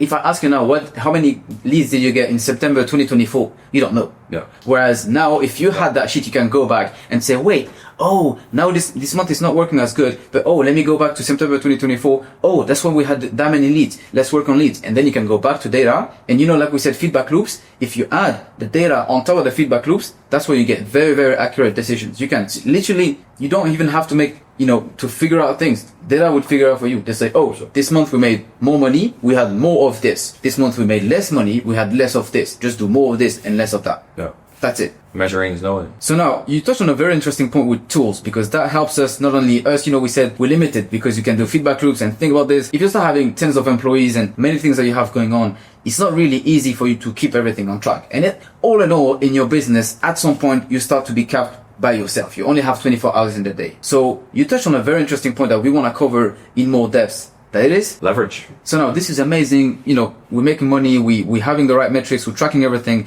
But at some point, your business starts to cap yourself. You only have 24 hours in the day. One-man business doesn't really go far. So you need to start to leverage other things and use all the things, external resources to scale your business. Let's touch on leverage for a second and, go in a bit more details how you can actually get more from your 24 hours, basically. I mean, we're talking about scaling here, not just growing, like scaling. That means something different, right? So we're at step 8. We're almost at the end. Leverage. That's what we're going to talk about now. So leverage in and of itself just means that you are now shifting from, instead of working in the business, that you're going to work on the business. So it means like you want to use your time, your input, output, everything in a very effective and efficient way. Like you said, at some point you're going to get busy, You're running these clients, doing your sales by yourself, all these kinds of things. At some point it's very important that you start looking at your time and be like, okay, what is needed to do? What do I need to do? What kind of things should I outsource so that I can put more time in scaling and growing my company? So there are 3 ways to leverage your company. 1, 2, 3. And I actually want to start off with the actual simplest way, which we also talked about here, like in the metrics. You're using systems. When you're like having all these KPIs, these metrics in your business going on, are you going to do the calculations by yourself? Are you going to upload it to ChatGPT? Yeah.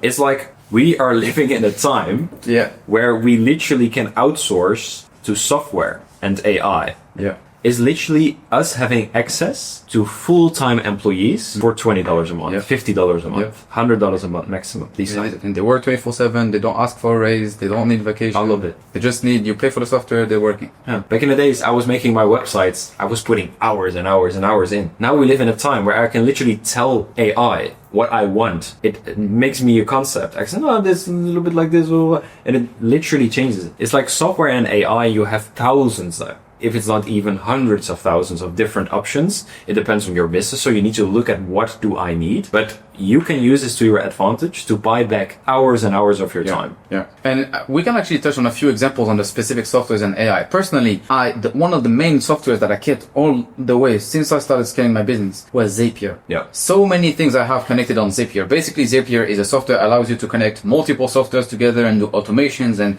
triggers. So if this happens, you can have that happens, and then it sends this to this person, to a point where now, if someone comes in, like a lead, for example, applies to work with us, we will have so many things that are done without even lifting a finger. He's going to receive a message, he's going to receive an email, it's going to be sent to one of the employees that he's going to call him, he's going to send a report somewhere else. We didn't even lift a finger. Now imagine, this sounds really good, but I really want to insist on the importance of this specific kind of softwares, because we get thousands of leads. Imagine if I just had one guy that had to call the guy, send him the email. Like, I need an army of people. Yeah. Whereas, like, I just pay $200 a month to Zapier, and they just figure everything out. Automating the process. And this is amazing. Really, like, life-changing, specifically when you're wanting to scale your business and you're out there trying to just hire and get people looking to software and AI and automations, and not just the ones of the software. There's Make, there's, Airtable, a bunch of other softwares they can use, but really the automation side of things is insane. And this is even why people have like automation agencies now. When before people didn't know how to set up websites, you had website agencies. People are now starting automation agencies to help people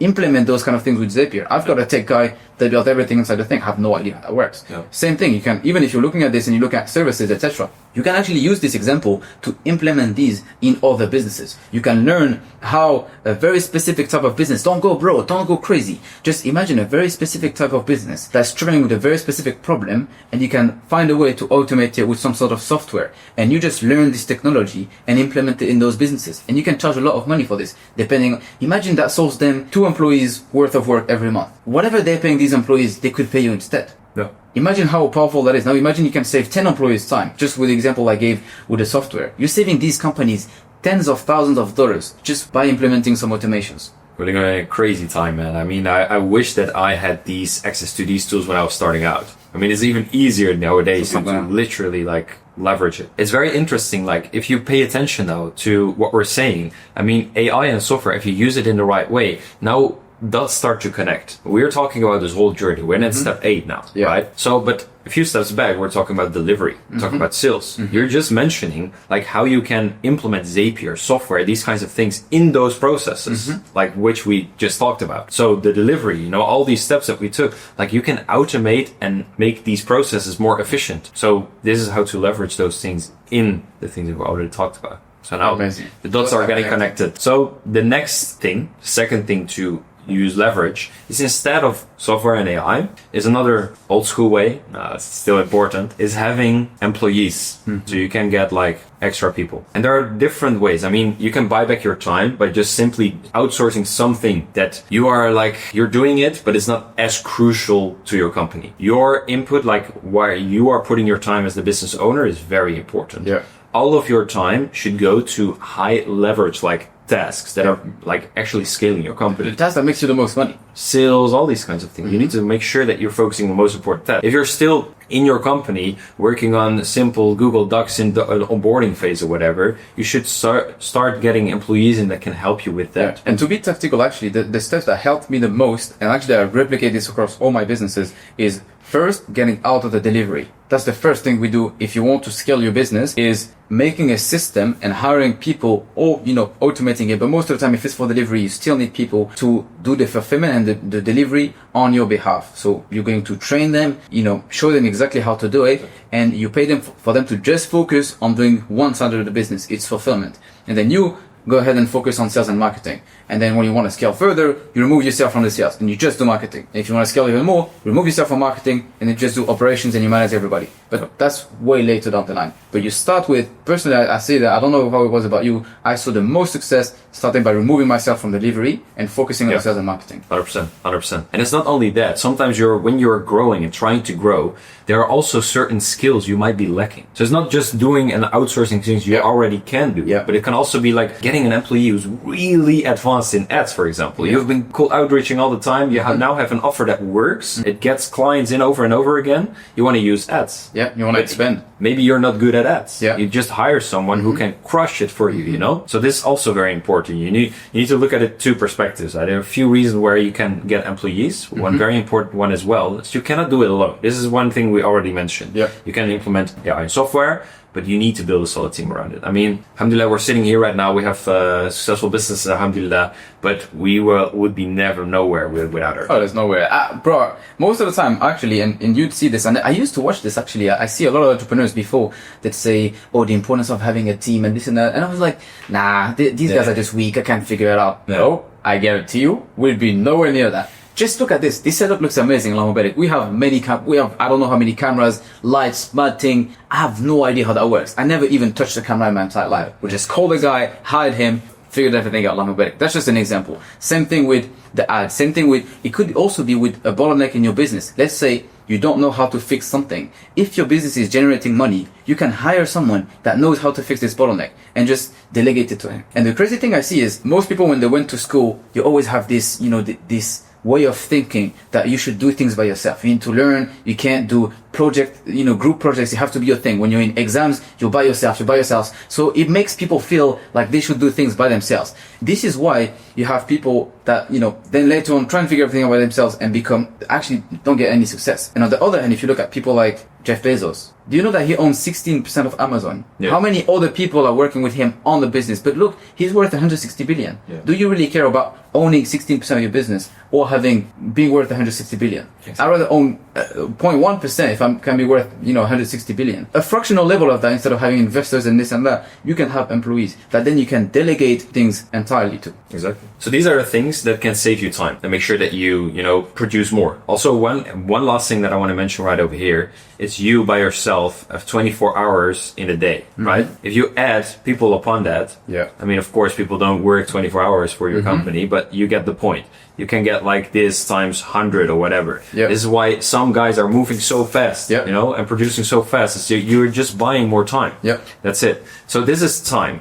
When it comes to the last one that I want to mention here, the third one is the one that can like spike your growth. This is the real one that can make big impact, all right? When speaking about leverage. And now I'm talking about your brand. It's both the personal brand as the brand of the company. It's building a brand. To give you the simplest example is like, let's pretend this is like a simple shirt, right? A t-shirt. This shirt in and of itself, maybe, I don't know, if it's just a shirt, a simple shirt, it's like €5, $5, whatever currency you're working with. It's like €5.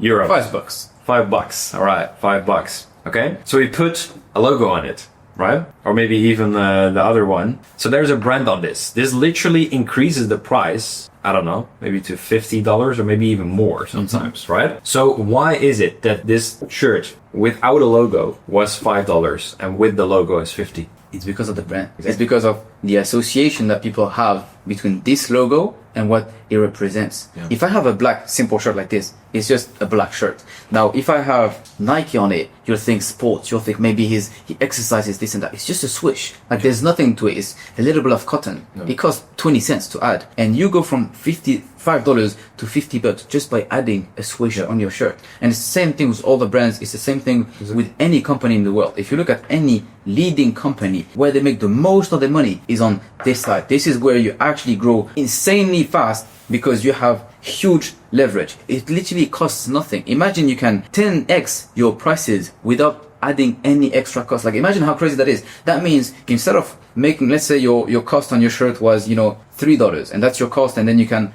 profit $2, right? So you go from profiting, you make $2 on your shirts. Let's say you add a swoosh and you have this. You go from profiting $2, it still costs you $3 to profiting $47 just because you have a brand. It's insane. This is a 23.5 multiplier. That means if you were making 10K a month with your shirt business and now you have Nike's brand with just selling the same amount of shirts, you make $230,000 a month. Imagine how crazy that is just because of the association that people make between you and your brand. That's insane. Exactly. And it doesn't mean that we need to now wear like Gucci and all of that. I mean, we're just simple. You need to dress casually, you know. Yeah, but the we're branding talking about the this is an concept in example and of itself. This is an example with Yeah. clothing, but it's the same thing with any other companies. Even just when you hear Google, if you hear Google Sheets, you know that the sheet is going to be made by Google, like the software. You know, Google is good, so you're gonna use it. It's exactly when, you know, Amazon launched the software side of Amazon. You knew that Amazon was solid because they were doing so well with all the clothing and everything. So that now when they launch Amazon AWS or whatever, you're going to go with them because you know they're solid. It's the same thing. It's why the hotel chains are all owned by the same companies and all this stuff, because they have a huge brand. They can charge a premium. Same with example of flights we had before. Emirates. So they're the most expensive ones because you know, oh, Emirates, oh yeah, the flight's going to be good. It's the same, like they just have a name. And by the way, to put it tactical, it took me some years to understand the actual thing about branding, and I kind of figured it out. And it's actually very simple. It's just the amount of time people repeat a certain word and your name next to it. That's it. One word. And by the way, this is, if you want a little hack on having a good branding, find a word that you actually like. So what would you like your brand to be called? If you want it to be amazing, if you want it, make it specific, and then you just associate these two. And if you repeat both of them for long enough, is going to detain on each other, and that's going to become your brand. That's literally what branding means. Nike put so many ads of athletes and sports and sponsored Ronaldo and this and that and Michael Jordan, so that now you think Nike, oh, sports, easy done. Louis Vuitton, so many luxuries people, you know, Dior doing so many, you know, stuff, outlets, all of these kind of things. So now you think, oh, luxury. You know, same thing with a Bugatti or something. Or Rolls-Royce, a very good example. Rolls-Royce, you think, oh, luxury, money, and this and that. But you don't think this because they has leather seats and this and that. You think this because they put their cars in the jet hangar, or you know, they advertise the cars next to the jets, or these kind of things, because it brings back luxury. So they never mentioned actually, oh, luxury, but they always link it up together. They advertise it the right way. They put it together so that now you think, oh, Rolls-Royce luxury. So really, if you want to build a solid brand and have these crazy returns without doing anything on your actual product, you need to associate what you want your people to think about your brand and your brand, and associate these with what I really mean is when you do content, when you do ads, even when you send emails, add your name and the thing you want to be called, and carry on attaching it for a long enough period of time until people really would associate your brand and you, and they'll know exactly what you do, and they'll pay a premium to go with you instead of going with your competitors. What is important here to know as well is that this is a long term. This is taking time. You build this through years and years of associating people with your brand in the right way. It's reputation, your reputation. Yeah. You want to make sure that, and that comes down to everything that we talked about. Your sales process, your marketing, your delivery system, your offer, everything must be top tier. And once you keep delivering the right services and the right quality, you build reputation, social proof, good reviews, all of these kinds of things. But it takes time. So this is a long-term game. This is something you can already implement when you start on your scaling process, and this is also something you should keep in mind that you are working on right now, but this is a long-term. I would start all of these today. I would today look at my business, look at what I can you know, implement and automate. I would look at what I'm doing on a daily basis and actually do this exercise. Look at your task on the entire day. Look at how many hours you worked total. Let's say you worked 8 hours, and then look at the bulk of the hours that you worked. What's the thing that took you the most time, that brought you the less return on your business? And that's the task you should delegate. You should find employees to do this task. You're going to train them once, and for the rest of your life, they're going to do this task for you, and they just freed up so much of your time that you can now allocate to higher leverage tasks that make you more money. And you keep repeating this cycle again and again. That's what we said. You get out of delivery, then you get out of sales, then you get out of marketing, then you get out of operations, and then you just make decision making, etc., etc., right? That's what I would do today. I would also actually start the branding now. And it could be something as simple as having case studies. So you even started when you're just starting out with the very foundation. Then you start building your brand. But how you interact with people it's like you super start with day one. Because this compounds. This goes, let's say we put a mini chart to not confuse people. We're going to make a simple chart here. Brand goes like this. It goes very slow, and one day it just spikes. But now you need to start it now, because if you don't start it now, it's still going to be the same chart. So if you start in 3 years, you still have to wait all this time, and then you'll compound. So start your branding right now, and in a few months or years, you'll actually collect the fruits. Kind of like SEO, but on an OP level. So now, Thom, we are part number 8. We said we had 9 parts. So what's the missing piece? What's the last final step? The most important one. We're going to talk about consistency. And this might surprise people. You know, like consistency. This is what you learn in these mindset videos, right? Sounds like fluff, but... So it's literally sticking to what works. We now can all the way through the end. All right. We've talked about your foundation, picking the right service, your niche, your sales, like pricing and delivery, all of it. Yeah. Even to starting to scale. Like now the only thing, and I know like bunch of like entrepreneurs, like automobiles, successful entrepreneurs, 7, 8, 9 figures. Yeah. They are doing boring stuff, but they are repeating it. They are the best at it. And this is what the biggest mistake that people are making. And I'm saying consistency at the end because, and of course it counts for the whole phase. But I'm saying consistency at the end because especially once you start to make a little bit of money, people either get lazy or they want to go on a vacation, they want to chill, they want to enjoy life, or they want to start a new business because they think they reached the cap. But trust me, before you reach like a cap with your business, it will take a while. I had dinner last week with someone that sold his company for $100 million.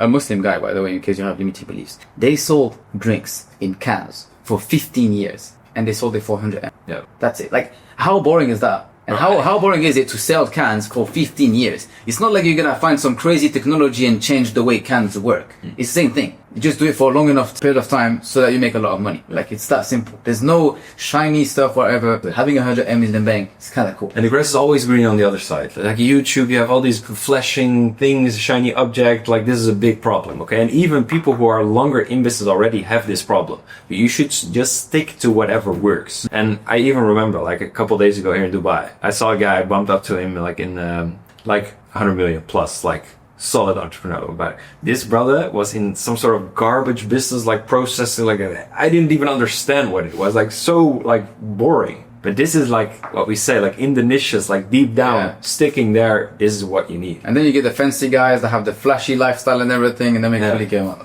Wearing the Gucci and the brands and all day, right? So we need to dive into 2 things right over here. So the first thing is focus. So we want focus. Staying consistent means staying focused. Staying focused means staying disciplined, all right? The most important thing to mention right over here is that business is tough, all right? We both know it. I mean, the process is like ups, downs constantly. And even if you think you're making it, you will have some problem coming up. But when we say tough, let's actually make it understandable that this is hard. Like they think, oh, it's hard. Like, okay, it will just not be easy. Like, it will be hard. Like, there'll be times where you're gonna lose money, your payment processor is gonna hold your money, you'll be in debt, you'll have the worst madness you can think about, and you'll by yourself, and you'll have to pull it off. That's what comes with business. Yeah, exactly. And even though, like, you're starting out, but even right now, we have the same thing. I mean, sometimes I wake up, I look at my bank account, I think, I made it. And then the same day, like, it's some crazy problem, I'm the worst entrepreneur. I don't know. Like, these feelings, even what you're experiencing right now is what we're experiencing every single day. Yeah. This is what you should learn to deal with. Okay? I mean, you gotta learn to deal with it because he'll never go away. No. You can watch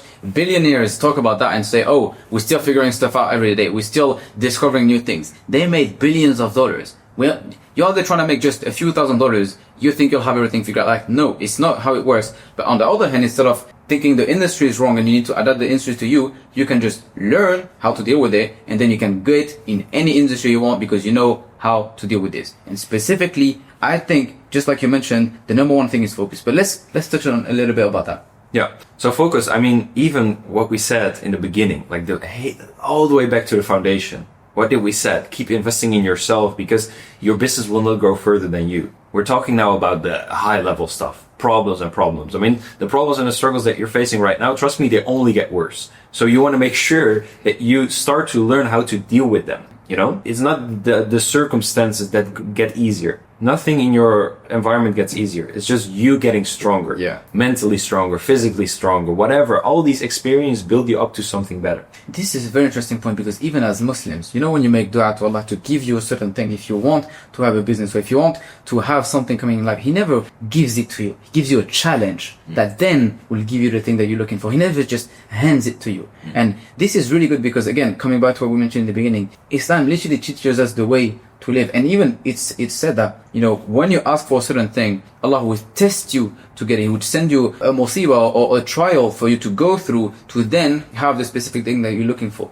Allah subhanahu wa ta'ala tests the best of his soldiers, right? I mean, it's like He tests the most beloved servants. Mm-hmm. And this is what we need to keep in mind. The way is filled with tests, but it's a sign of Allah subhanahu wa ta'ala trying to see if we really want it. And this is important. I mean, every time you face a struggle, you should ask yourself, like, okay, do I really want it? Because if I really want it, like, you need to show. You need to show, right? It's through your actions and all of that. So focus is the first main thing when it comes down to consistency. Staying consistent, staying disciplined during the hard times, you know? But the other thing, which is also very important, which is number 2, is like staying ahead of your competition. I mean, you're still competing with big businesses, like constantly, you know, especially when you want to scale. You are like, business is competition, right? So staying ahead of your competition means speed, action, like decision making right ahead. I mean, focus, discipline, all these kinds of things are nice when you're facing struggle. But if you're crying in a corner and another entrepreneur is like adapting, right? Yeah. Focus is just staying on the same thing. You got rewarded once because you were doing a bunch of things and then you changed and you got something right. That's the only time it was okay to change. Then you stop changing, you just focus on doing the thing. That's what focus is. It's where you sell cans for 15 years and then you sell it for 100. And it's focusing on the main thing. But then there are some people who focus on the main thing that still don't get results. Why? Because they're slow. And speed is how you stay ahead. You get quick feedback loops. You reach out to your clients quickly. You reach out to your customers quickly. Everything you're doing, whatever deadline you have, shrink it down. Whatever feedback loop you have, shrink it down. Get really things quickly. SubhanAllah, when you actually, and a good advice to see about speed is look at the people ahead of you and look at how fast they're moving. I mean, let's take a huge example. Let's look at cities in general or countries in general. You can go to any country in the world and you can see how the paper works there, how everything works over there, how the overall system works there. And then another day you can go to Dubai. We can actually have a very interesting story about you.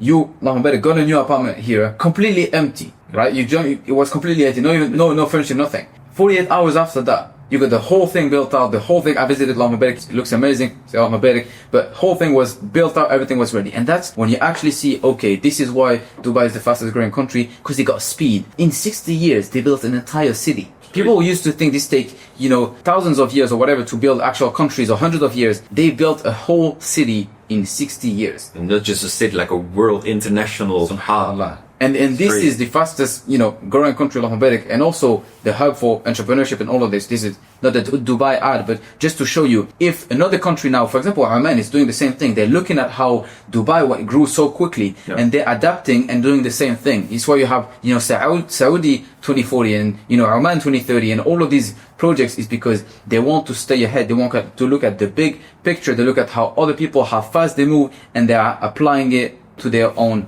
scale. Is looking at the market and making sure that you also look at the trends, the hypes, what is going on right now and how can you adapt to that, right? I mean, even in times of recessions, like crisis, whatever, like these are the times when the best entrepreneurs are making the most money. Yeah. Because they are moving quick. And while everyone is like crying in a corner, they are moving, they are adapting. When a problem faces, you need to adapt quickly. And there's actually a funny thing. Sometimes I'm with a bunch of like friends in a restaurant or even in a supermarket or whatever. And if one of our friends is like thinking long of like what to pick in the restaurant or whatever, I'm saying, you're not an entrepreneur, man. What are you doing? You need to think quicker. Like you need to have bigger problems. If you care about all these things and think too long, like not gonna work, Making decisions is very important. And that's making it one of the most important aspects of running a business. It's all about speed. Assalamu alaikum. Alhamdulillah. Congratulations for making it to the end of the video. Now make sure you apply everything you've learned today and you pay it forward to another Muslim once you make it work for yourself. We give you all the tools in this video. You just have to go ahead and apply it. May Allah bless you. Assalamu alaikum.